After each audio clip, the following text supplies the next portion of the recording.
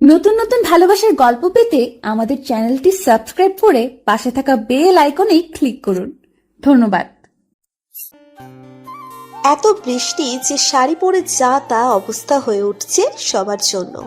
আমি এক নজর জানালা দিয়ে বাইরে তাকিয়ে আবার সুন্দর করে বসে পড়লাম। এই বৃষ্টিতে আমি গাড়ি থেকে নামবো না কিচ্ছুতেই না। আমাদের এখান থেকে 16টা হাইস ও 2টা মাইক্রো করে হলুদে এসেছি মাহিন ভাইয়াদের বাসায়। আমি স্পর্শের গাড়িতে আছি, আমার পাশে স্পর্শ ড্রাইভ করছে, পেছনে মোহিনী ভাবি ও সিফা আর স্বামীর ভাইয়া, স্পর্শের বড় ভাই। মাহিন ভাইয়াদের বাসা থেকে অনেক লোক আসছে ছাতা হাতে আমাদের ভিতরে নিয়ে যেতে। আমি অবাক হয়ে শুধু একটা কথাই ভাবছি, আজ এই অসময়ে বৃষ্টি না এলে কি হতো না? আজ না একটু আকাশ কালো ছিল না, একটু মেঘের গর্জন ছিল, সারাটা দিন কত সুন্দর আকাশ ছিল, বৃষ্টির কোনো হদিস ছিল না। হঠাৎ করে এই মুহূর্তে বৃষ্টি কেন এলো? বাসা থেকে আমার বের হওয়ার সময়ও মনে হয়নি বৃষ্টি হতে পারে। মাঝ রাস্তায় হুট করেই বৃষ্টি চলে এসেছে। এখন আমি বাসার ভিতরে কি করে যাব? যদি শাড়ি পরে না আসতাম তাহলে না হয় যেতে পারতাম, কিন্তু আমাকে যে আমার শত্রু এই শাড়িটা পরে আসতে হয়েছে। এখন আমি এই কাদাময় রাস্তা দিয়ে হেঁটে যাব কি করে? ঠাস করে আমি এই কাদায় পড়ে কড়াকড়ি খাবো। ইস, আমি কিছুতেই নামবো না। মাহিন ভাইয়ারা যে কেন এই গ্রামে আসতে গিয়েছিল, বিয়েটা শহরে হলে কত ভালো হতো, আমাকে এই অবস্থায় পড়তে হতো না। দুজন লোক এসে মোহিনী ভাবি ও সিফাকে নিয়ে গেল, আর একজন এসে স্বামীর ভাইয়াকেও নিয়ে গেল। এখন আমি আর স্পর্শ আছি শুধু গাড়িতে। আমার দিকে নামার কোনো লক্ষণ না পেয়ে স্পর্শ জিজ্ঞেস করলেন, তুমি এমন আয়েশি ভঙ্গিতে বসে আছো কেন? নামবে না? দরজা খুলে বসো, ওই ছাতা নিয়ে আসছে। নাকি দরজা খুলতে পারছো না? আমি কি হেল্প করব? আমি বললাম, দরকার নাই, আপনি চলেছেন দরজা আটকে। আমি এই এত সুন্দর রাস্তা দিয়ে হাঁটতে পারবো না, আমি তাই যাবই না। আমার এমন কথা শুনে স্পর্শ হতভম্ব হয়ে গেল। হোয়াট? তুমি যাবে না মানে কি? সিম্পল, আমি গাড়িতেই সবার জন্য ওয়েট করব। হলুদ পর্ব শেষ হওয়া পর্যন্ত। আমি শাড়িতে এমনিতেই হাঁটতে পারি না, তার উপর এই এত সুন্দর কাদাময় রাস্তা দিয়ে এক কদমও হাঁটতে পারবো না। তুমি এখানে একা থাকতে চাইছো? Are you mad? আমি কিছু বলতে যাব তখন একটা ছেলে আমার পাশের জানালার কাছে এসে বলল, তাড়াতাড়ি বেরিয়ে আসুন, সবাই ভিতরে চলে গেছে, শুধু আপনারাই আছেন। আমি ওনাকে বললাম, আমি যাব না, ওনাকে নিয়ে যান আপনার সাথে। বলেই স্পর্শকে দেখিয়ে দিলাম। স্পর্শ ওনাকে নিজের পাশে ডাকলো, তারপর বলল, আমাকে একটা ছাতা এনে দিন, আমরা সেটা করে যাব প্লিজ। ছেলেটা স্পর্শের কথা শুনে মাথা তুলিয়ে চেঁচিয়ে কার কাছে জানি ছাতা চাইতে চাইতে এগিয়ে গেল। স্পর্শ আমাকে বলল, এইখানে তোমাকে একা রেখে আমি ভেতরে যেতে পারবো না মারিয়া। তুমি শাড়ির আঁচল আর কুচি ভালো করে উঁচু করে ধরে আমার সাথে যাবে, কিচ্ছু হবে না, আমি তোমার সাথে থাকবো। আমি যাব না। কেন আমাকে এত ঝামেলায় ফেলছেন বলুন তো? আপনি জানেন এই শাড়ি পরে আমি কতটা প্যারেশানিতে আছি, তার মধ্যে আবার এই বৃষ্টি সবকিছু আমাকে এটাই বলছে আমার ভিতরে যাওয়া উচিত না, এই জন্য এতে বাধা আসছে। অযৌক্তিক কথা বলো না, তুমি একাই এই অবস্থায় পড়নি, সবাই এই অবস্থার সম্মুখীন হয়েছে আর পরিস্থিতি সামনে নিয়েছে। তুমি একা এমন দ্বিমত পোষণ করতে পারো না। আপনি আমাকে কেন জোর করছেন? আমি যাব না।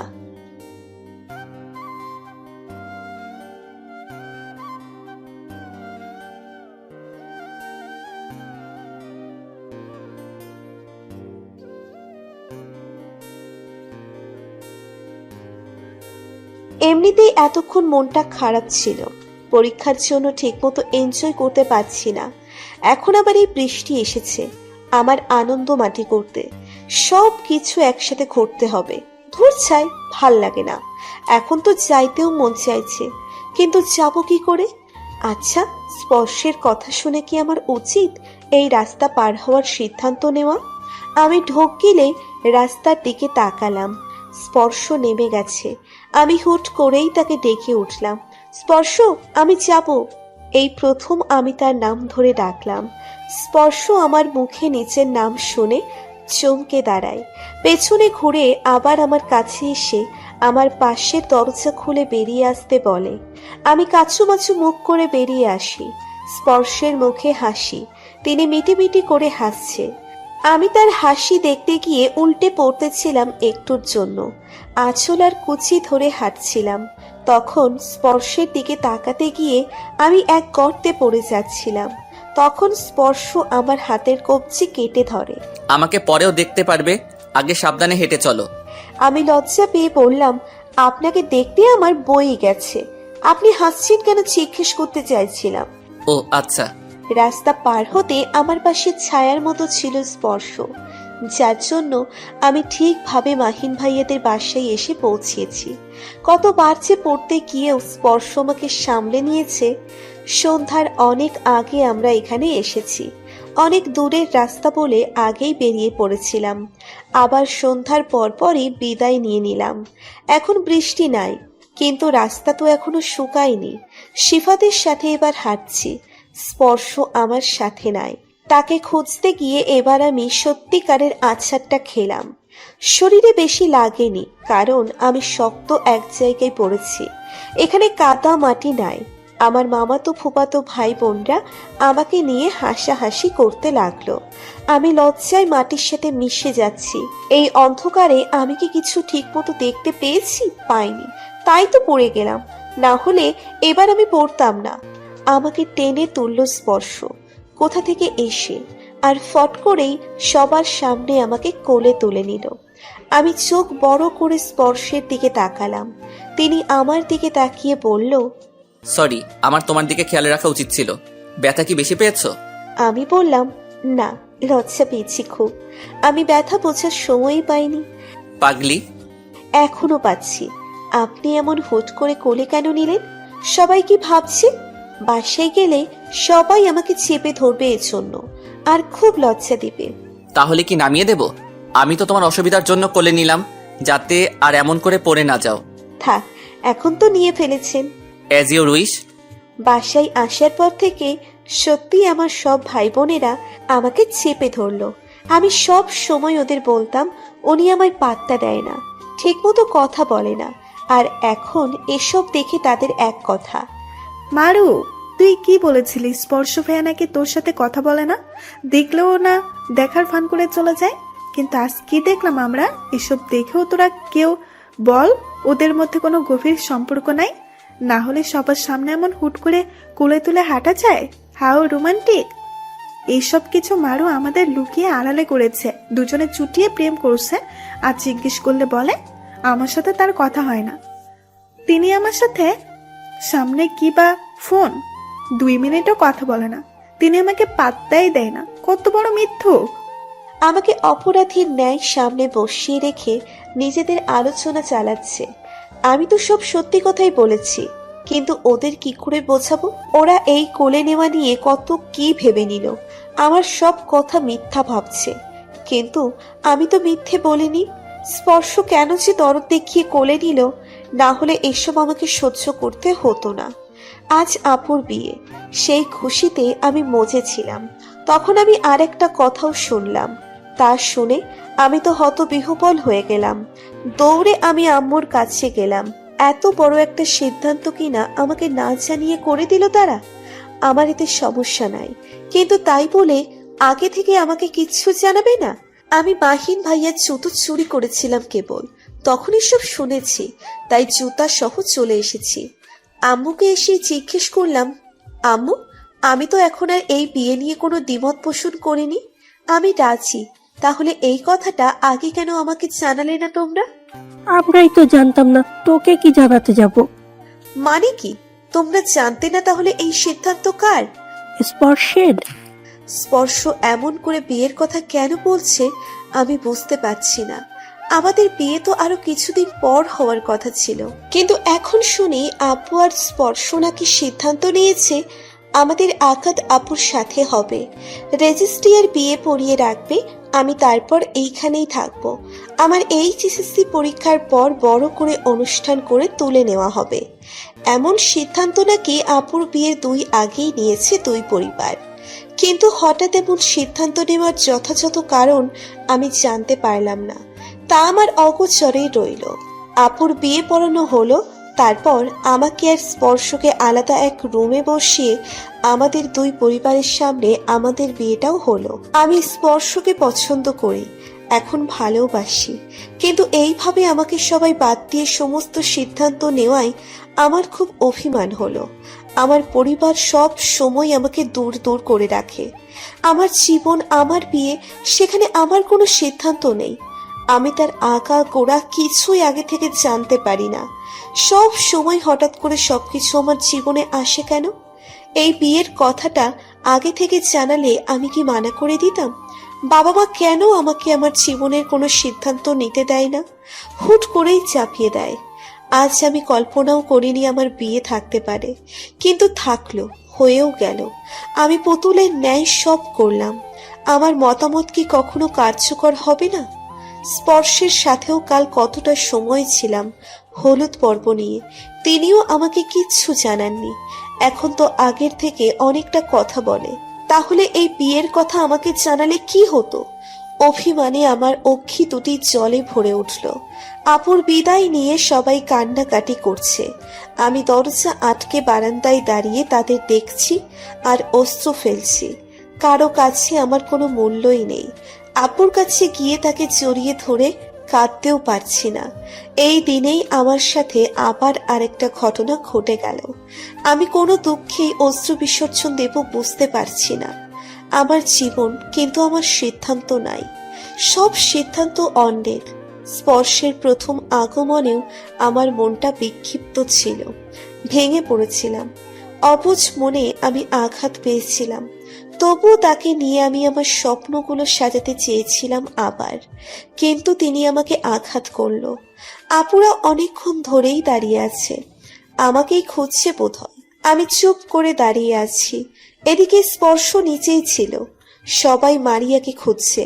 তাই দেখে ওই স্পর্শ খুঁজতে খুঁজতে উপরে চলে এলো। স্পর্শ মারিয়ার রুমে আসলো খুঁজতে। দরজা ভেতর থেকে বন্ধ দেখে বুঝতে আর বাকি থাকলো না মারিয়া কোথায় আছে। স্পর্শ বাইরে থেকে মারিয়াকে ডাকতে লাগলো। আমি স্পর্শের শব্দ পেয়েও খুলছি না, কিন্তু স্পর্শের ধাক্কা আর ডাকাডাকিতে মনে হচ্ছে দরজা না খুললে ভেঙেই ঢুকবে। আমাকে বাধ্য হয়ে দরজা খুলতেই হলো। আপনি দরজা ভেঙে ফেলার মতলব করছেন নাকি? এমন করে ধাক্কা দিয়ে যাচ্ছেন কেন? দেখছেন না আমি খুলছি না? স্পর্শ আমার হাত ধরে ফেললো ফট করে আর বলল, রাগ করেছো ভালো কথা, কিন্তু তার জন্য নিজের বোনকে কষ্ট দিচ্ছ কেন? সে যে তোমার জন্য শ্বশুর বাড়ি যাচ্ছে না, তাকে বিদায় দিয়ে নাও আগে, তারপর রাগ করে দরজা আটকে বসে থেকো। আমি কারোর সাথে দেখা করতে পারবো না। ছাড়ুন আমার হাত, আমি কোথাও যাব না। আমি স্পর্শের হাত থেকে আমার হাত ছাড়াতে চেষ্টা করতেছি। স্পর্শ হাত ছাড়ার বদলে আরো শক্ত করে ধরে টেনে বাইরে নিয়ে এলো। আপু আমাকে দেখেই চাপটে ধরলো। আমি না চাইতেও কান্না করে দিলাম আপুকে ধরে। স্পর্শ দূরে দাঁড়িয়ে আমাদের কান্নাকাটি দেখছে। আপুরা বিদায় নিয়ে চলে গেল। থমথমে পরিবেশ সৃষ্টি হয়েছে এখন বিয়ে বাড়িতে। আমার শাশুড়ি, ননদ, সিফা সবাই আমার কাছে এসে বিদায় নিল এই রাতেই। আব্বু আম্মু অনেক থাকার অনুরোধ করলো তাদের, কিন্তু তারা থাকবে না বলল। অনেক দিন থেকেছে, এখন বাসায় যাওয়া উচিত। আমি তাদের হাসি মুখে বিদায় দিলাম। মনের যে অবস্থায় থাক না কেন, তাদের সাথে আমি খারাপ বিহেভ করতে পারবো না। সিফা আমার কাছে এসে বলল, এবার তো তুমি আমার পার্মানেন্ট ভাবি হয়ে গেছো, কিন্তু আফসোস তানহাপুর মতো তোমাকে বিদায় নিয়ে আমাদের সাথে যেতে হচ্ছে না। হলে খুব ভালো হতো, তাই না ভাবি? আমি সিফার কথার প্রেক্ষিতে শুধু হাসলাম। সিফা আবার বলল, ভাইয়া কতটা হ্যাপি আজ জানো তুমি? বিয়ে ঠিক হয়েছে, তবুও ভাইয়া সব সময় শঙ্কায় থাকতো তোমাকে নিয়ে, হারিয়ে ফেলার ভয়ে। আর সেই ভয় ভাইয়াকে এখন আর পেতে হবে না। আমার খুব ভালো লাগছে ভাইয়ার আনন্দে। এবার তোমাকে একেবারে আমাদের বাড়িতে নিয়ে যাওয়ার অপেক্ষা। আজকের এই সিদ্ধান্তে তোমার আব্বুকে রাজি করাতে কত কাঠখড় পোড়াতে হয়েছে একমাত্র ভাইয়াই জানেন। সব ভালো ভালো মিটে গেছে, এতেই শান্তি। সিফা একের পর এক কথা বলেই যাচ্ছে। আমি নীরব শ্রোতা হয়ে সব শুনছি। সেই মুহূর্তেই স্পর্শ এলো ওখানে, আর সিফাকে কি বলে যেন তাড়ালো। রুম জুড়ে পিনপিনে নিস্তব্ধতা। আমি বিছানার এক কোণে বসেছিলাম, সেইভাবেই আছি। স্পর্শ রুমে আছে, তার উপস্থিতি টের পাচ্ছে, কিন্তু কথা বলছে না। আমি মাথা নিচু করে নিচের আঙ্গুলের দিকে তাকিয়ে আছি। নিশ্চুপ, মাথা উঁচু করে স্পর্শের দিকে তাকানোর ইচ্ছে হচ্ছে না। অন্য সময় হলে আমি আর চোখে স্পর্শকে দেখতাম, কিন্তু আজ দেখছি না। স্পর্শ আমার পাশে বসেছে, আমি টের পাচ্ছি। তিনি খুব শান্ত গলায় জিজ্ঞেস করলো, কাল তোমার পরীক্ষা আছে, তাই রাগ করে পড়া বাদ দিও না। ঠিকমতো খাওয়া দাওয়া করবে। আজে বাজে কথা ভেবে নিজেকে অসুস্থ করো না। আমি ঠোঁট কামড়ে ধরে শক্ত হয়ে বসে আছি। স্পর্শের একটা কথাও আমার ভালো লাগছে না। লোকটাকে অসহ্য লাগছে, বিরক্ত লাগছে। স্পর্শ আমার দিকে হাঁ করে তাকিয়ে আছে। আমি বুঝতে পারছি, আর ফট করে চোখ তুলে তাকালাম। স্পর্শ আমার আচমকা তাকানোতে থতমত খেয়ে গেল। সঙ্গে সঙ্গে উঠে দাঁড়ালো আর আমার দিকে 2 পা এগিয়ে এলো। আমার তা দেখে আজে বাজে অনেক কথাই মাথায় এলো। এখন তো স্পর্শ আর আমার হবু বর না, বিয়ে করার স্বামী হয়ে গেছে। আমার উপর স্পর্শের অধিকার আছে। এইভাবে আমার দিকে স্পর্শ এগিয়ে আসছে কেন? উনি কি কিছু করতে চাইছে? আমার গা কাটা দিয়ে উঠল। আমি হাত দিয়ে স্পর্শকে থামাতে দেখিয়ে বললাম, একদম অ্যাডভান্টেজ নেওয়ার চেষ্টা করবেন না। বিয়ে করেই কাছে আসার চেষ্টা করছেন? এতদিন তো ভালো করে কথাও বলতেন না। এই জন্যে কি বিয়ে করেছেন? এত হাতে পায়ে ধরে, যাতে অধিকার খাটাতে পারেন? স্পর্শ আমার কথার তোয়াক্কা করলো না, আমার কাছে এসে টেনে দাঁড় করালো। তারপর ফট করেই আমার দুগালে হাত রেখে কপালে চুমু খেলো। তারপর একটা কথা বলেই হনহনিয়ে চলে গেল। আমি স্ট্যাচু হয়ে ওইখানেই দাঁড়িয়ে রইলাম। স্পর্শের কথাটা ছিল, তোমার সাথে কিছু করতে চাইলে সেটা অনেক বছর আগেই করতে পারতাম, কিন্তু আমি চাইনি অধিকার ছাড়া তোমাকে ছুঁয়ে অপবিত্র করতে, তোমার গায়ে কলঙ্কের দাগ লাগাতে। তুমি আমার কাছে সদ্য ফোটা গোলাপের মতো শুদ্ধ পবিত্র। আমার প্রিয় জিনিসে আমি দাগ লাগাতে পছন্দ করি না। 2 দিন পর আজ আপু আমাদের বাসায় আসবে। রাগ করে আমি আনতেও যাইনি। আমি আর আম্মু, নানু ছাড়া সবাই চলে গেছে। আমি রুমে বসে মিষ্টিদের সাথে গ্রুপ কলে কথা বলছি। ওদেরকে ইতিমধ্যেই জানানো হয়ে গেছে বিয়ের খবরটা।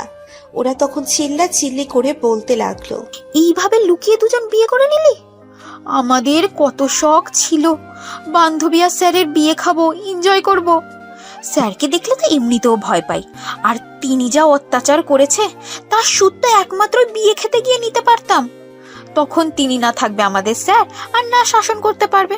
সব বানচাল করে দিলি এমন করে বিয়ে করে। ওদের কথার উত্তরে আমি বললাম, এইভাবে বিয়েতে আমারও মত ছিল না, কিন্তু আমার সাথে কিচ্ছুটি ছিল না। সবাই আমার সাথে গেম খেলেছে। আমি ওদের সব বললাম। আমাকে আগে থেকে এসব কিছু না জানানো স্পর্শ নাকি বাবাকে কিসব বলে রাজি করিয়েছে। সব শুনে ওরা উল্টো পাল্টা কথা বলতে লাগলো। অতিরিক্ত ভালোবাসে তাই এমন হন্ততন্ত হয়ে বিয়ে করেছে, আরো কত কি। আমি রেগে কল কেটে দিলাম। আর একটা পরীক্ষা আছে, সেটা আরো 3 দিন পর।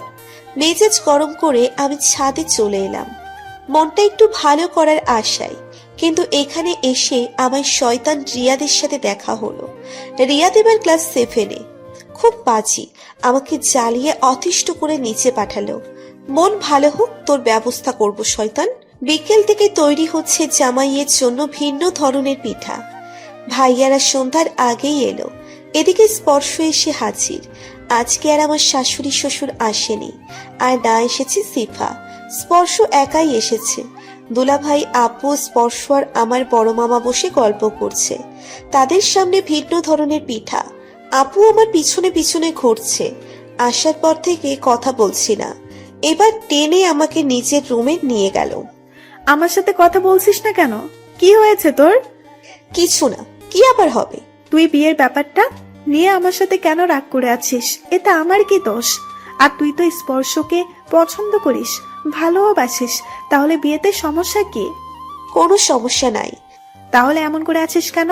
মা বললো তার সাথেও নাকি রাগারাগি করেছিস। এখানে আমাদের কারো দোষ নাই। স্পর্শ বাবার সাথে কথা বলে আমার গায়ে হলুদের রাতে রাজি করিয়েছে। আমি মা বিয়ের দিন সকালে জেনেছি, তোকে বলবো বলেও জানানো হয় নাই। আর বিয়ে একদিন আগে পর হতো, হয়ে গেছে, ঝামেলা শেষ। তোকে তো এখন আর ওই বাসায় গিয়ে বউ হয়ে থাকতে হবে না। উৎসব হবে আরো 6 মাস পর, তোর ইন্টার পরীক্ষার পর। তাই নো চিন্তা। আর এখন স্পর্শ তোর সাথে টাইম স্পেন্ড করতে পারবে, দুইজনে প্রেম করতে পারবে। আজ মনে হয় স্পর্শ থাকবে, আর আমি তোর মাহিন ভাই তো ভেবেছি তোদের বাসর সাজিয়ে ফেলবো। আপু উত্তেজিত হয়ে পড়ল। আমি রাগে গজগজ করে আপুর সামনে থেকে চলে এলাম। উদ্দেশ্য নিজের রুমে যাওয়া। এসব কিচ্ছু করতে আমি দেব না। ওই লোকটার সাথে এক রুমে আমি থাকবই না, তার আবার বাসর। আমি এখনই দরজা আটকে ঘুমিয়ে পড়ব, শত ডাকলেও দরজা খুলব না। আমি রাগে গজগজ করতে করতে হন্তদন্ত হয়ে আপুর রুম থেকে নিচের রুমের দিকে হাঁটা ধরলাম। তখন আমার চিন্তা চেতনা জুড়ে ছিল স্পর্শ আর আমার বাসর নিয়ে। এইভাবে বিয়েটা না হলে কত জল্পনা কল্পনাটাই না করেছিলাম। কিন্তু এখন আমার রাগ লাগছে এসব শুনে। আমি এসব আকাশ পাতাল ভেবে হাঁটছিলাম, তখন কারো সাথে জোরে একটা ধাক্কা খেলাম। আমি চোখে বাড়ি খেয়ে ব্যথা পেয়ে আহ করে উঠলাম। সামনের লোকটা আমার কোমর পেঁচিয়ে ধরে আছে, তার কড়া পারফিউমের ঘ্রাণ আমার নাকে এসে বাড়ি খেলো। এটা তো স্পর্শের পারফিউমের গন্ধ। আমি ফট করে চোখ মেলে তাকালাম, সাথে সাথে চোখ থেকে জল গড়িয়ে পড়ল। আঘাত পেয়ে চোখে পানি চলে এসেছে। স্পর্শ আমার চোখের দিকে তাকিয়ে বলল, আর ইউ ওকে? আমি কটমট করে তাকিয়ে ঝামটা মেরে স্পর্শকে নিচের থেকে ছাড়িয়ে নিলাম। তারপর স্পর্শের কথার উত্তর না দিয়ে পাশ কাটিয়ে চলে এলাম। স্পর্শ আমার দিকে অসহায় চোখে তাকিয়ে রইল। আমি রুমের সামনে এসে চমকে উঠলাম। দরজায় তালা ঝুলানো। আমি মা মা করে চলে গেলাম। মা নাকি জানে না কে তালা দিয়েছে। আমি নিশ্চিত আপুর কাজ এসব। আমি আপুর কাছে গেলাম, চাবি চাইলাম, কিন্তু দিল না। তার কাছে নাকি নাই। অনেক জোর করার পর স্বীকার করলো, কিন্তু চাবি নাকি মাহিন ভাইয়ার কাছে। তার কাছে আমি কি করে চাইবো? রাগ করে আপুর রুমে বসে রইলাম। আপু চলে গেছে, আমিই বসে আছি তার রুমে। আজ এই রুমেই আমি ঘুমাবো। উঠে দরজা আটকাতে যাব, তখন মাহিন ভাইয়া এলো রুমে, আর আমার দিকে তাকিয়ে বলল, কি ব্যাপার শালিকা, তুমি রুমে লুকিয়ে আসো কেন? দেখা করলে না, কথাও বললে না? না মানে আসলে আমার মাথা ব্যথা করছিল তাই। কিন্তু আপনি আমার রুম নাকি আটকে রেখেছেন কেন দুলা ভাই? চলো খেয়ে নেই, তারপর তোমার রুমে চাবি দিব। ওকে চলুন। মাহিন ভাইয়ের সাথে খেতে আসতে হলো। আপু, স্পর্শ, আব্বু, মামা বসে আছে। ভাইয়া গিয়ে আপুর পাশে বসে পড়ল। আমার এখন স্পর্শের পাশেই বসতে হবে, কারণ একটা চেয়ার খালি আছে, তাও সেটা স্পর্শের পাশে। অনিচ্ছা সত্ত্বেও বসতে হলো। তীব্র অস্বস্তি নিয়ে খাবার খেলাম। তারপর সবার আগে খাওয়া শেষ করে পাশে দাঁড়িয়ে রইলাম রুমের চাবির জন্য। কিন্তু খাওয়া শেষ করেও ভাইয়া চাবি দিল না। আমাদের নিয়ে এই রাতের বেলা ছাদে আমি, আপু, স্পর্শ আর ভাইয়া চারজন। আমি তো আসবই না, কিন্তু ভাইয়া অনেক অনুরোধ করলো। না শুনেও পারলাম না। তখনও জানতাম না স্পর্শ আসবে। আসার পর জানতে পারলাম। ছাদে আসার একটু পরই মাহিন ভাইয়া স্পর্শের হাতে চাবি দিয়ে বলল, যাও, তোমার বউকে খুব জ্বালিয়েছি চাবি নিয়ে, এবার শান্তিতে দুজন যেতে পারো। স্পর্শের হাতে চাবি দিতে দেখে আমার মাথাটা ঘুরে উঠল। আমি আজ রুমে যাবই না, দরকার পড়লে এই ছাদেই সারা রাত থাকবো। দাঁত কিরমির করে আমি আপু আর মাহিন ভাইয়ার দিকে তাকিয়ে আছি। শক্ত হয়ে রেলিংয়ে হাত রেখে দাঁড়ালাম। সবাই মিলে আমার সাথে গেম খেলছে। এর মাঝে স্পর্শ ফট করেই আমার হাত ধরে টেনে নিয়ে এলো ছাদ থেকে। টেনেই আমাকে রুমে নিয়ে এলো। আমি চিৎকার করতে গিয়েও পারলাম না। আপু আম্মু শুনতে পারবে না হলে, তাই চুপ থেকেই হাত দিয়ে খামচি দিলাম স্পর্শের হাতে। স্পর্শ তবুও টু শব্দটি করলো না। রুমে ঢুকে আমাকে ধাক্কা দিয়ে ভিতরে ঢুকিয়ে নিচেও ঢুকে পড়ল, আর দরজা ঠাস শব্দ করে আটকে দিল। আমি হেলে পড়লাম বিছানায়। স্পর্শের ব্যবহারে হতভম্ব হয়ে তার দিকে তাকালাম, আর ক্রোধান্বিত গলায় বললাম, আপনার সাহস তো কম না, বিয়ে হতে আমাকে আঘাত করছেন?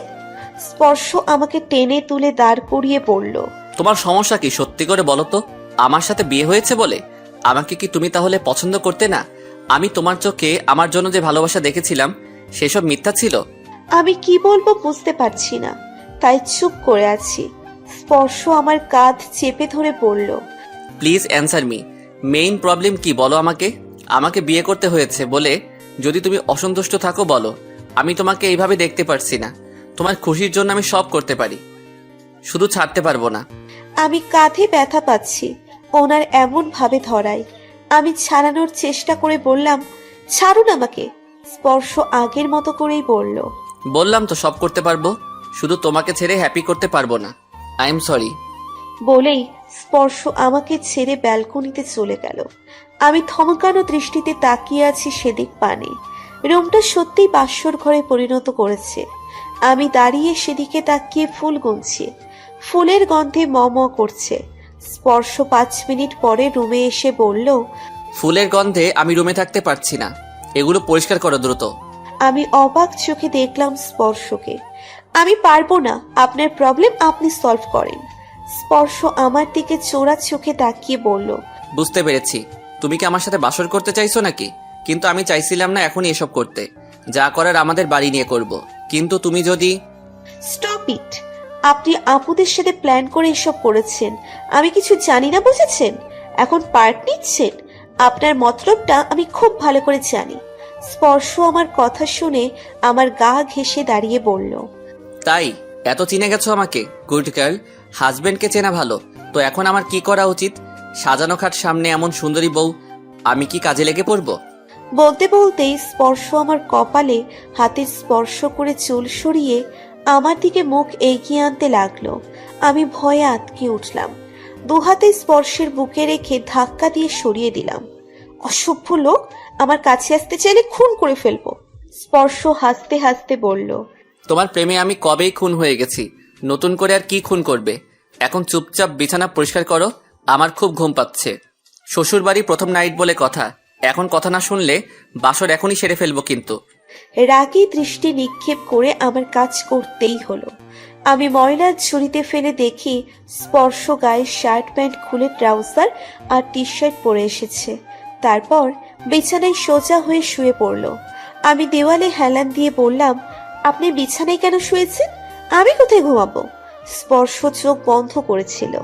আমার কথায় চোখ খুলে বিছানার আরেক পাশে দেখিয়ে বলল, এই যে আমি সিঙ্গেল, ঘুমানোর মতো করে সম্পূর্ণ বিছানায় তো দখল করিনি, অর্ধেক জায়গা তোমার জন্য রেখেছি, দেখছো না? আমি আপনার সাথে ঘুমাবো? ইয়েস, না হলে আমি এই রুমে কেন আসলাম? আপনার মতো নির্লজ্জ তো আমি না। আমি আপনার সাথে ঘুমাবো না। আপনি উঠুন আমার বিছানা থেকে। শত চেষ্টা করেও স্পর্শকে আমি বিছানায় থেকে ওঠাতে পারলাম না। তিনি আমাকে থ্রেট দিয়ে দিল, এখন আমাকেও বিছানায় ঘুমাতে হবে। রাগে দুঃখে আমি কি করব বুঝতে পারছিলাম না। শেষে আমার মাথায় একটা আইডিয়া এলো। কোলবালিশ বের করে মাঝখানে রেখে দিলাম। জীবনে প্রথম কোনো পুরুষ মানুষের সাথে বিছানা শেয়ার করতে হচ্ছে। আমি সারা রাত এসব ভেবেই ঘুমোতে পারলাম না। খালি মনে হয়েছে স্পর্শ যদি কোনো সুযোগ নেওয়ার চেষ্টা করে তখন কি করব আমি? আমি তো তাকে বাধা দিতে পারবো না, কারণ আমি তো এমনিতেই স্পর্শের উপর দুর্বল। কিন্তু আমি চাই না তিনি এইভাবে আমার কাছে আসুক, আমার অভিমান বুঝে আমার অভিমান ভাঙিয়ে আসুক। আমি তো এটাই চাই। ভয়ে কেটেছে রাতটা, কিন্তু আমার ভয় পাওয়ার মতো কোনো কাজ স্পর্শ করেনি। এক কাতে তিনি রাত পার করেছে। ঘুমিয়েছে কিনা জানি না। আমি ভোরের আলো ফুটতেই উঠে বসে পড়লাম। স্পর্শ এখনো ঘুমে কাতর। ওইদিকে ফিরেই আমি মাথা উঁচু করে স্পর্শের মুখের দিকে তাকালাম। সাথে সাথে স্পর্শ চোখ মেলে তাকালো। আমি ছিটকে বিছানা থেকে উঠে দাঁড়ালাম।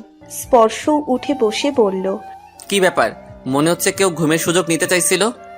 আমি আমতা আমতা করে বললাম, আপনি জেগেছিলেন? না, আমি তো এইমাত্র জাগনা পেলাম, আর পেয়ে দেখলাম কেউ আমার উপর ঝুঁকে আছে। আমি লজ্জায় চুপ করেছিলাম। এবার বললাম, আমি মোটেও সুযোগ নিতে চাইনি, আমি তো দেখছিলাম আপনি জেগেছেন কিনা। স্পর্শ আমার উত্তরে শুধু হাসলো, কিছু বলল না। আমি সদ্য ঘুম থেকে ওঠা স্পর্শের দিকে তাকিয়ে ঢোক গিলে রুম থেকে বেরিয়ে এলাম। এদিকে স্পর্শ আমার রুমটা খুব সুন্দর করে স্ক্যান করছে। দেওয়ালের এক পাশে হাতে বানানো কাগজ দিয়ে প্রজাপতি লাগিয়ে রাখা। স্পর্শ একটা ডায়েরি দেখে এগিয়ে গেল। হাতে নিতেই আমি ছুটে এসে সেটা ছো মেরে নিজের হাতে নিয়ে নিলাম। আপনি আমার অনুমতি ছাড়া আমার জিনিসে হাত দিচ্ছেন কেন? ধুকপুক বুক নিয়েই বললাম, ডায়েরি দেখে ফেললে কেলেঙ্কারি হয়ে যেত। কত কিছু লিখে রেখেছি ডায়েরিতে স্পর্শকে নিয়ে, সেসব ফাঁস হয়ে গেলে আমি আর লজ্জায় স্পর্শের সামনে আসতে পারবো না। এটা তোমার? আমি বললাম, হ্যাঁ। তাহলে পারমিশন নেওয়ার কি দরকার? তুমি পুরোটাই তো আমার, সো তোমার সবকিছুই তো আমারই।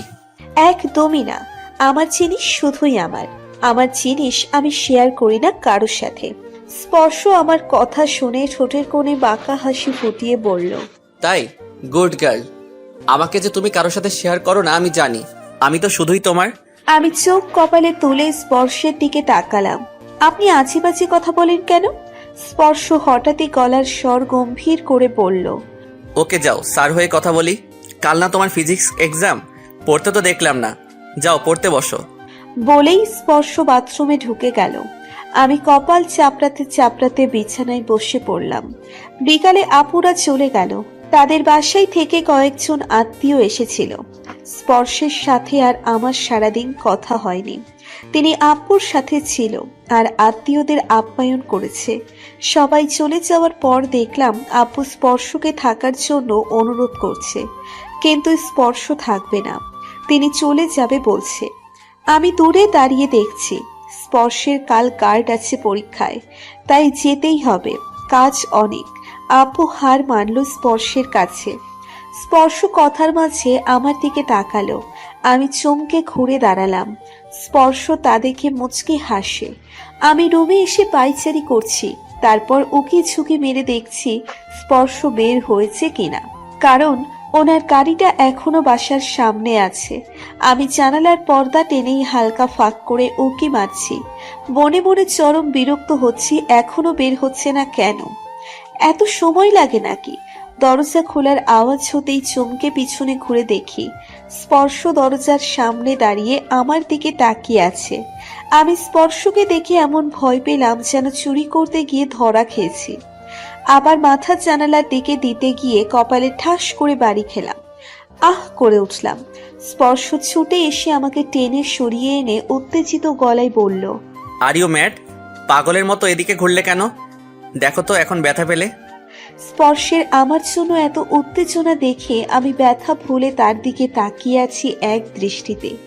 স্পর্শ ব্যস্ত হয়ে আমার কপাল চেক করছে। আমি ঠিক আছি, এত ব্যস্ত হতে হবে না। স্পর্শ শান্ত হলো আর আমার থেকে দূরে সরে পড়ল, আমি তোমার থেকে বিদায় না নিয়ে যেতাম না, তাই এমন করে লুকিয়ে দেখার প্রয়োজন নাই। আমি মাথা নিচু করে আছি। স্পর্শ দীর্ঘশ্বাস ফেলল। তারপর দ্বিতীয়বারের মতো স্পর্শ আমার কপালে চুমু খেয়ে নিল টপ করে। তারপর আর কোনো দিকে না তাকিয়ে চলে গেল। পরদিন কলেজে পরীক্ষা শেষ করে মারু, তুই আবার আমাদের আজকেই ট্রিট দিবি? কিছু জানি না, বান্ধবীর বিয়েতে ছিলাম না, সেই জন্যই ডাবল ট্রিট। তুই তো বান্ধবীর নামে কলঙ্ক, আমাদের ফাঁকি দিয়ে সব শেষ করে ফেলেছিস। তোর উচিত ছিল আমাদেরকে ডাকা, আমি রাত হলেও তোদের বিয়ের পর্ব দেখতে যেতাম। আমি বললাম, বলার পরিস্থিতি থাকলে তোদেরকে আমি বলতাম। আমি এত শখ খেয়েছিলাম যে কিছু করার ছিল না। তারপর তো রাগ এখনো সেই রেশ কাটেনি, কিন্তু ভেতরে ভেতরে আমার রাগ উবে গেছে। সেসব কিচ্ছু জানি না, এবার চল আমাদের সাথে, আজ ইচ্ছে মতো খাবো। বলেই আমাকে টেনে ধরলো মিষ্টি। আমি চিৎকার করে বললাম, ইম্পসিবল, আমার কাছে আজ টাকা নাই, আর থাকলেও আমি খাওয়াবো না। খাওয়াতে তো হবে, নো ছাড়। ছাড় দিতেই হবে। আমি কেন খাওয়াবো? এত খাওয়ার ইচ্ছে থাকলে স্পর্শের কাছে যা। তিনি স্যার না হলে কবেই চাইতাম, কিন্তু তিনি আমাদের জমদূত স্যার, তার কাছে চাওয়ার সাহস আমাদের নয়। ভিতর টিম, তাহলে আর ট্রিটের আশা করিস না তোরা। ওরা আমার কথায় রিয়াক্ট করলো না। জোর করে ধরে নিয়ে এলো রেস্টুরেন্টে। আমি চিল্লাচিল্লি করছি, টাকা আমি কিছুতেই দিব না। তাই গাল ফুলিয়ে আমি বসে আছি, কিছু খাচ্ছিও না রেগে। এর মাঝে আমাদের চমকে দিয়ে স্পর্শ এলো। স্পর্শ এসে আমার পাশেই বসলো। কি ব্যাপার, বিয়ের ট্রিট মনে হচ্ছে? মিষ্টি ভয় পেয়ে পড়ল। স্যার আপনি এখানে? সবকটার খাওয়া অফ হয়ে গেছে। নিঝুম ফট করেই বলল, আপনাদের বিয়ের খাওয়া তো খেতে পারিনি, তাই রেস্টুরেন্টে খাবার খাচ্ছি। ও আচ্ছা, খাও। আমিও খেতে পারি নাই, নিজের বিয়ের খাবার তোমাদের সাথে আমাকে কি নেওয়া যাবে? অবশ্যই স্যার, আজকে ট্রিট কিন্তু মারু দিচ্ছে, যত খুশি খান। বইয়ের টাকার খাবার খুব টেস্টি হয় শুনেছি, আজটা টেস্ট করতেই হয়। বলেই ওয়েটারকে ডেকে স্পর্শ খাবার অর্ডার দিতে লাগলো। আমি চোখ বড় বড় করে দেখছি, আজ আমাকে ফতর করে ছাড়বে। চুপি চুপি আমি ব্যাগ হাতিয়ে দেখলাম ৫,৫২০০ টাকা আছে। এই টাকাগুলো আমার গেট ধরার। ভাই বোনেরা ভাগ করে ৫ করে পেয়েছি। আজ সব এই রেস্টুরেন্টে রেখে যেতে হবে, আমি নিশ্চিত। কোনোভাবে এই বিল স্পর্শকে দেওয়াতে হবে। খাওয়া শেষে যখন আমাকে বিল দেওয়ার কথা বলা হলো, আমি বললাম, আমি কেন একা দিতে যাব? বিয়ে কি আমার একা হয়েছে নাকি? আপনি টাকা দিবেন। এই বিয়ের সব বন্দোবস্ত আপনি করেছেন, আমি আর সামিল ছিলাম না, তাই ট্রিট আপনি দিবেন। সরি বউ, এটা সম্ভব না। আজকে আমি বউয়ের টাকাতে খেতে চাই। আমি আজ টাকা দিতে পারবো না, তোমাকে দিতে হবে। ধ্যাত, টাকা আজ আমাকেই দিতে হলো। আমাকে আর সিন্থিকে স্পর্শ নিজের গাড়িতে করে বাড়ি পৌঁছে দিল। নিঝুম ধারা মিষ্টি চলে গেল রেস্টুরেন্টে থেকে। স্পর্শের সাথে আমার যাওয়ার ইচ্ছে ছিল না, কিন্তু তিনি আমাকে জোর করে গাড়িতে তুলেছেন। আমি ভেবেছিলাম স্পর্শ আমার সাথে মজা করছে, টাকাটা নিজেই দিবে, কিন্তু না, আমাকেই দেওয়াইছে। বিয়ের পর শ্বশুরবাড়ি এখনো যায়নি। 1 মাস হলো কেউ আমাকে নিতে আসেনি। আমি মনে মনে পরিকল্পনা করে রেখেছি আমি আজ যাব না ওই বাসায়। আগে তো হবু বউ ছিলাম, এখন আর তা না। একেবারে তুলে না নিলে যাব না। কিন্তু আমার কপাল খারাপ সব সময়, কারণ আমি যেটা ভাবি তার উল্টোটাই সব সময় আমাদের বাড়িতে হয়। আমি যেই ভাবলাম এখন আর এই কয়েক মাস যাব না, সেই মুহূর্তেই খবর পেলাম আমাকে ওই বাসায় যেতে হবে। আমাকে নিতে আসছে আমার একমাত্র ননদ সিফা। তখন আর একটা সুখবর পেলাম, মোহিনী ভাবি প্রেগনেন্ট। সেই খবর পেয়ে সবাই আনন্দে আত্মহারা হয়ে আছে। ছোটখাটো পার্টির আয়োজন করেছে সবাই বাড়িতেই। ভাবির খবর পেয়ে খুব খুশি হলাম, কিন্তু যাওয়ার জন্য রাজি হতে পারছি না। কিন্তু যাওয়া দরকার, আগে তো সব সময় কিছু না কিছু হলেই যেতাম। এখন না গেলে কেমন দেখা যায় ব্যাপারটা। স্পর্শের উপর রাগ করে না যাওয়াটা খুব খারাপ হবে। বোরখা আর হিজাব পরে রেডি হয়ে নিলাম।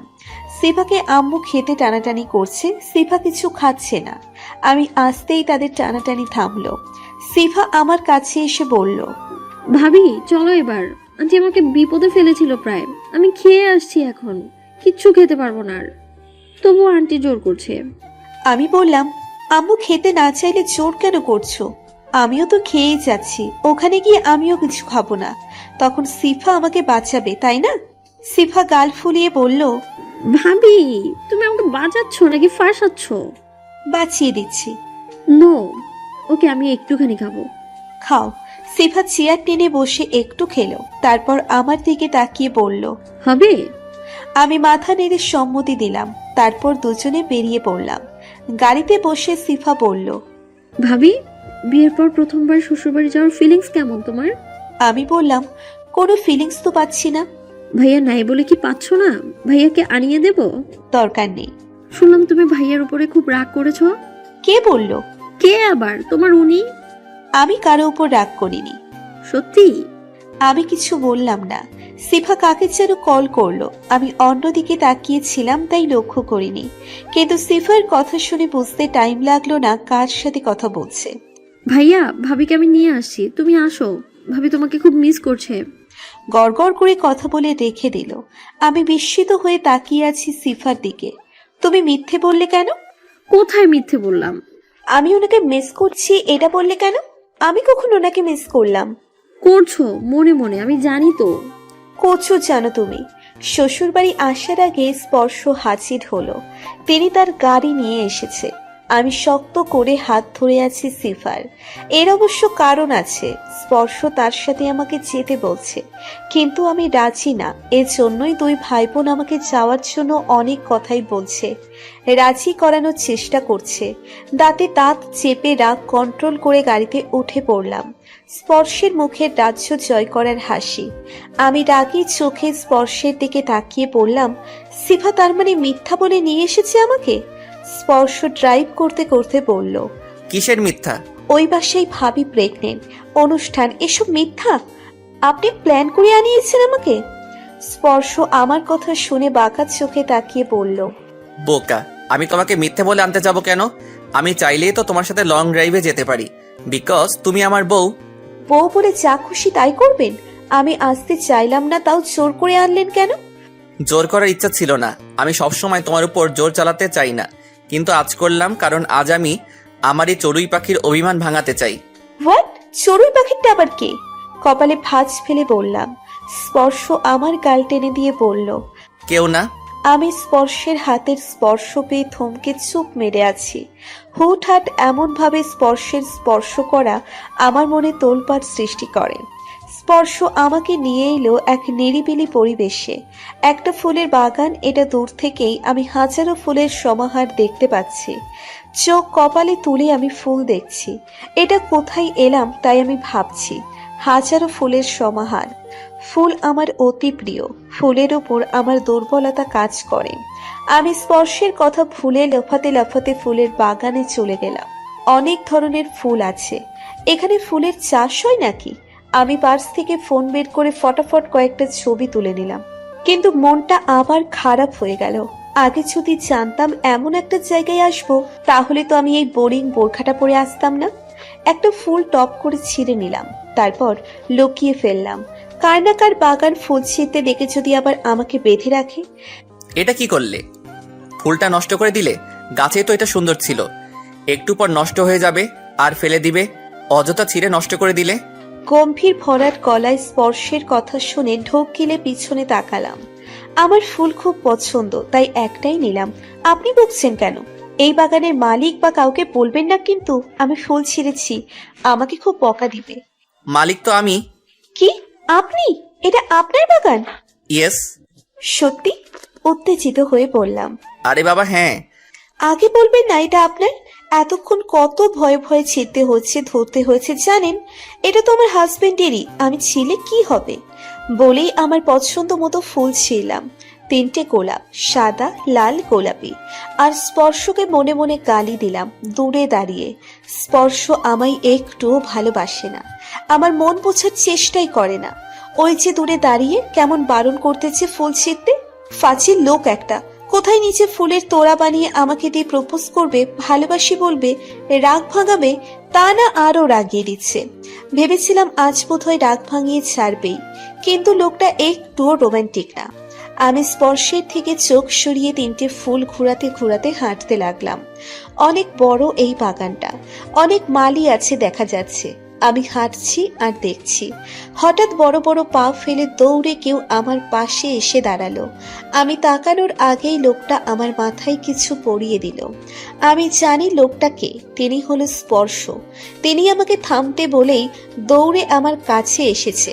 আমি শুনেও না শোনার ভান করে হেঁটেছি। নিশ্চয়ই ফুলের জন্য বকবে, তাই আরো থামিনি।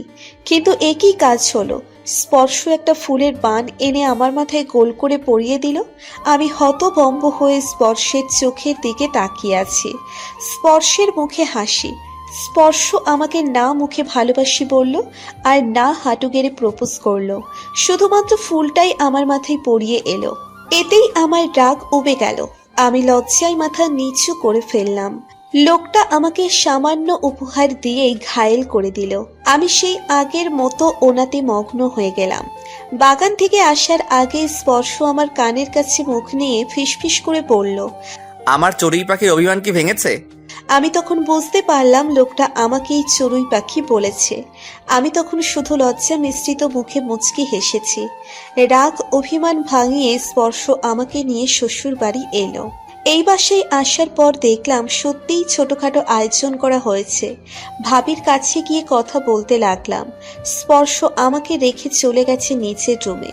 আমি ড্রয়িং রুমে বসে সবার সাথে আড্ডা দিচ্ছি। শাশুড়ি মা পায়েস এনে দিল। আমি বরাবরই মিষ্টি জাতীয় খাবার পছন্দ করি না, খাই না ধরতে গেলে, কিন্তু শাশুড়ি মাকে তো আর তা বলতে পারবো না। তাই চেকে দেখার মতো একটুখানি মুখে দিলাম। কিন্তু এই এক পিরিচ পায়েস শেষ করা আমার পক্ষে অসম্ভব। আমার এমন খাওয়ার ভঙ্গি দেখে ভাবি বলল, মিষ্টি জিনিস পছন্দ না তাই না? আমি বললাম, না মানে আসলে কম খাই। যতবার এসেছো কখনো তোমাকে মিষ্টি জিনিস খেতে দেখিনি। আমি তখনই বুঝে গেছি এসব পছন্দ না তোমার, কিন্তু মা বুঝলো না। ভাবি তুমি যেহেতু জানো আমি খেতে পারবো না, তাহলে আমাকে হেল্প করো। সত্যিই আমি খেতে পারছি না। অসহায় মুখ করে বললাম। ভাবি হেসে উঠল। দাঁড়াও দেখছি। ভাবি কিচেনের দিকে চলে গেল। আমি একাই বসে রইলাম সোফায়। আসার পর থেকে সিফাকে দেখিনি। আমি এদিক ওদিক তাকিয়ে সিফাকে খুঁজছি। ভাবি গেল সে আর এলো না। আমি পায়েসের দিকে অসহায় চোখে তাকিয়ে আছি। খেতে খারাপ হয়নি, কিন্তু আমি তো খেতে পারছি না। এদিকে স্পর্শ ফ্রেশ হয়ে এসে দেখে আমি পায়েসের বাটির দিকে মুখ কালো করে তাকিয়ে আছি। স্পর্শ এসে আমার ডান পাশে বসে পড়ল শব্দহীন। আমি তার উপস্থিতি টের পেলাম না। স্পর্শ আমার হাত থেকে টেনে বাটি কেড়ে নিল। কারো হাতের টান পড়ায় আমি সেদিকে পানি চেয়ে দেখি স্পর্শ আমার দিকে কপাল কুঁচকে তাকিয়ে আছে। কি হয়েছে? নাকে তাকিয়ে থেকে কি গুনছো? আমি আমতা আমতা করে বললাম, কই খাচ্ছি তো। কিন্তু আপনি বাটি কেড়ে নিলেন কেন? স্পর্শকে আমি সত্যি বললাম না, যদি কিছু মনে করে তাই। স্পর্শ আমার কথা শুনে ঠোঁটে বাঁকা হাসি ফুটিয়ে তুলে বলল, আমি খাবো তাই। জানো, পায়েস আমার খুব ফেভারিট, তাই তো দেখি আর নিজেকে সামলাতে পারলাম না। কিন্তু তাই বলে এটা কেন খাবেন? এটা তো আমি খেয়েছি, এটো হয়ে গেছে। স্পর্শ আমার কথার গুরুত্ব দিল না। পায়েস মুখে দিয়ে খেতে লাগলো আর চোখ বন্ধ করে বলল, আম্মুর হাতের পায়েস অসাম, তাই না বউ? আমি হত বিহবল চোখে তাকিয়ে আছি স্পর্শের দিকে।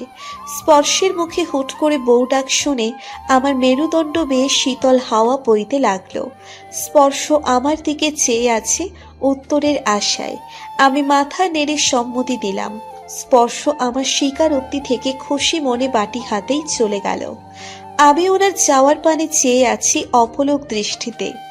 উনি আমার খাওয়া খাবার খাচ্ছেন। হাই, কি ভালোবাসা! ওনার পায়েস এত পছন্দ। স্পর্শ যাওয়ার পর মুহূর্তেই ভাবির আগমন ঘটল। তিনি এসেই আমাকে বলল, মারিয়া, দাও তো বাটিটা, রেখে আসি। মাকে ম্যানেজ করে আসলাম। তোমার মাথা ব্যথা, তাই এখন কিছু খেতে পারছো না বলে মা মেনেছে। আমি আঁতকে উঠলাম ভাবির কথা শুনে। ভাবিও অবাক হয়ে তাকিয়ে বলল, পায়েসের বাটি কই? আমি ঢোক গেলাম। এখন ভাবিকে কি বলবো? পায়েস সহ বাটি তো স্পর্শ নিয়ে গেছে। এটা ভাবিকে কি করে বলবো? ভাবি তো দেখছি আমি খেয়েছি ওই বাটি থেকে পায়েস। ওইটা স্পর্শ খেয়েছে জানলে তো খুব লজ্জা পাবো। এখন কি করব আমি? চিন্তিত মুখে ভাবির দিকে তাকিয়ে আছি। ভাবি একের পর এক কথা বলেই যাচ্ছে। আমি নিশ্চুপ হয়ে বসে আছি। স্পর্শ বাটি হাতে এগিয়ে এসে ভাবিকে দিয়ে বলল, এই নাও বাটি, এটা তো আমার কাছে ছিল। ভাবি একবার আমার দিকে তো একবার স্পর্শের দিকে তাকাতে লাগলো। তারপর স্পর্শের দিকে প্রশ্ন ছুড়ল, পায়েস শেষ করলো কি তুমি? খুব টেস্টি ছিল পায়েসটা ভাবি। বলো কি, তুমি পায়েস খেয়েছো? তোমার তো পায়েস পছন্দ না। মা তো জোর করেও কখনো তোমাকে পায়েস খাওয়াতে পারে না, আর আজ চেটেপুটে খেলে। ভাবির কথাগুলো আমি চোখ কপালে তুলে শুনছি। এসব কি বলছে ভাবি? স্পর্শের পায়েস পছন্দ না? আর কি তো এইমাত্র না স্পর্শ পায়েসের বাটি নেওয়ার সময় কত কি বলল, তার পায়েস ফেভারিট। তার মানে আমাকে মিথ্যা বলেছে। কিন্তু কেন? স্পর্শ আবার কাছে এসে ফিসফিস করে কি যেন বলছে। ভাবি, আগে কি বইয়ের স্পর্শ করা পায়েস পেয়েছি নাকি যে খাবো? ওরে দুষ্টু আমার ভাই, দেখে খুব বউ পাগল। আমি শুনতে পাচ্ছি না, কিন্তু কান খাড়া করে শোনার চেষ্টা করে যাচ্ছি। দুজনে ফিসফিস করেই যাচ্ছে। ভাবি আমার দিকে তাকিয়ে বলল, দুজনের মিল আছে দেখি। আমি বোকার চোখে তাকিয়েই ছিলাম। ভাবি বাটি হাতে চলে গেল। স্পর্শ আমাকে বলল, বাসায় যাবে কখন? মা বললেই চলে যাব। সিফা কোথায়? ও কি এখনো বাসায় আসেনি? না, ও নাকি ফ্রেন্ডের বাসায় গেছে। আচ্ছা বলেই চুপ করে রইলাম। স্পর্শকে জিজ্ঞেস করতে ইচ্ছে করছে মিথ্যা বলল কেন, কিন্তু করতে মন চাইছে না। স্পর্শ আবার জিজ্ঞেস করলো, আমাকে কিছু বলতে চাও? আমি বললাম, আপনি জানেন আমি কি জিজ্ঞেস করতে চাই, তাই নিজের ইচ্ছা হলে বলেন, না হলে দরকার নেই। ওকে, আমার এখন ইচ্ছে করছে না। ওকে। আমি চুপ থেকে বললাম, আমি কি আপনার রুমে একবার যেতে পারি? হ্যাঁ চলো। স্পর্শ রাজি হয়ে গেল। আমি বিস্মিত হলাম স্পর্শের রাজি হওয়া দেখে। আমার আগের কথা মনে পড়ে গেল। স্পর্শের ছবি দেখার পর আমার ওনাকে পছন্দ হয়। তারপর প্রথম যেদিন এই বাসায় আসি আমি সম্পূর্ণ বাসা ঘুরে দেখি। সব রুমে গিয়েছিলাম, শুধু স্পর্শের রুমটা লক করা ছিল। আর স্পর্শ রুমের ভিতরে ছিল। সবাই কত ডাকলো তাকে, আমি রুম দেখতে চাই তাই খোলার জন্য, কিন্তু স্পর্শ দরজা খুলল না। তারপর যতবার এসেছি স্পর্শ হয় দরজা আটকে রুমে বসে থেকেছে, না হলে রুম লক করে বাসার বাইরে চলে যেত। এইভাবেই আমি আস্তে আস্তে বুঝতে পারি উনি আমাকে ওনার রুমে দেখতে দিতে চায় না। আমিও আর দেখতে চাইতাম না। আজ অনেক দিন পর সেসব কথা মনে পড়ল, তাই ভেবেছি আজ সরাসরি আমি স্পর্শকেই বলবো তার রুমে যেতে চাই আমি। আগে কখনো এই কথাটা তাকে বলা হয়নি। আজ দেখব তিনি আমাকে যেতে দেয় কিনা। স্পর্শ আমাকে আকাশ কুসুম ভাবতে দেখে বলল, কি ভাবছো, চলো। আমি হতভম্ব চোখে স্পর্শের দিকে তাকিয়ে বললাম, আপনি রাজি হচ্ছেন? আমার তো বিলিভ হচ্ছে না। এত সহজে রাজি কেন হলেন? আগে তো কখনো যেতে দেননি। আগের কথা বাদ, আমি সব সময় যেতে দিতে চেয়েছি, কিন্তু তুমি যেতে চাওনি। আমি যেতে চাইনি? অবাক হয়ে বললাম। আমি যাওয়ার জন্য পাগল ছিলাম, আর উনি কি বলছে আমি যেতে চাইনি। স্পর্শ আমার দিকে জিজ্ঞাসু দৃষ্টিতে তাকিয়ে বলল, আমার কাছে তো কখনো যাওয়ার কথা বলনি, বলেছো কি? আমি মুখের আগাই আনা কথাটাও গিলে ফেললাম, বলতে গিয়েও থেমে গেলাম। সত্যিই তো বলছে, আমি তো কখনো স্পর্শকে বলিনি। আর বলতামই কি করে? তিনি কি কখনো আমার সামনে আসতো? আসতো না।